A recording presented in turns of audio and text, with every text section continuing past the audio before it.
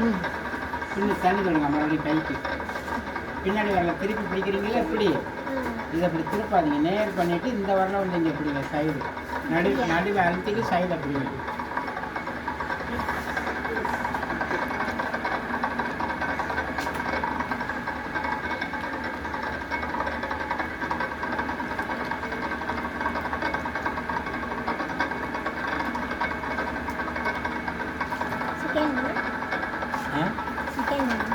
எதுப்பா செகண்டா?